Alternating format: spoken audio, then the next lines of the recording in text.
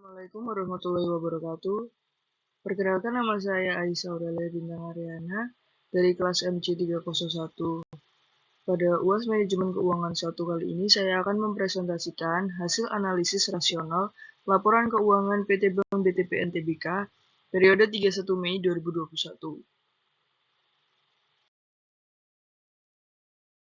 Yang pertama, pendapatan bunga bersih. PT Bank BTPN berhasil mencapai pendapatan bunga bersih sebesar Rp2.935.508.000, mengindikasikan bahwa sebagian besar pemasukan bank berasal dari kegiatan bunga. Pendapatan bunga bersih ini mempresentasikan jumlah pendapatan yang diperoleh setelah kekurangan biaya bunga dari total pendapatan bunga bank. Dengan demikian, angka tersebut memberikan gambaran tentang seberapa besar keuntungan yang diperoleh bank dari operasi bunga yang dilakukan. Pendapatan beban operasional lainnya. PT Bank BTPN Tbk memperoleh pendapatan dari berbagai sumber termasuk pendapatan dividen, komisi, dan sumber pendapatan.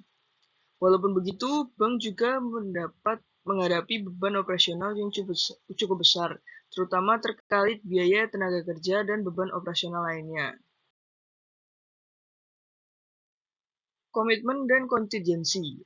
PT Bank BTPN Tbk memiliki tagihan komitmen sejumlah Rp54.417.909. Tagihan ini terdiri dari fasilitas pinjaman atau pembiayaan yang belum ditarik dan posisi falas yang akan diterima dari transaksi spot, derivatif, atau forward. Kehadiran tagihan komitmen ini mengindikasikan adanya kewajiban besar yang harus dipenuhi oleh bank di masa depan. Tagihan komitmen mencakup beragam sumber dana yang telah diamanahkan dan dijanjikan, menciptakan tanggung jawab finansial yang signifikan bagi bank tersebut dalam melaksanakan kewajiban terhadap pihak lain. Laba bersih periode berjalan.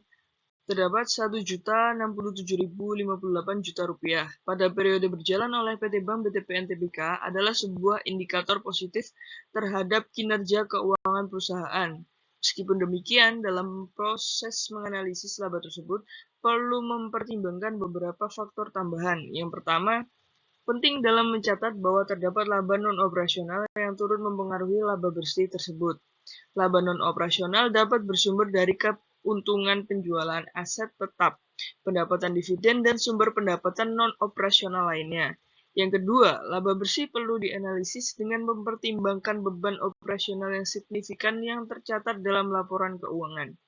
Komitmen perusahaan. Yang ketiga, komitmen perusahaan terutama dalam bentuk fasilitas pinjaman atau pembiayaan yang belum ditarik dan posisi falas dari transaksi spot dan derivatif atau forward juga perlu diperhitungkan.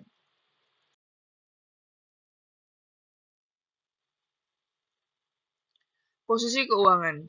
Dalam laporan keuangan PT Bank BTPN per 31 Mei 2021, terlihat bahwa bank memiliki aset yang signifikan, terutama dalam bentuk kredit yang diberikan dan surat berharga yang dimiliki.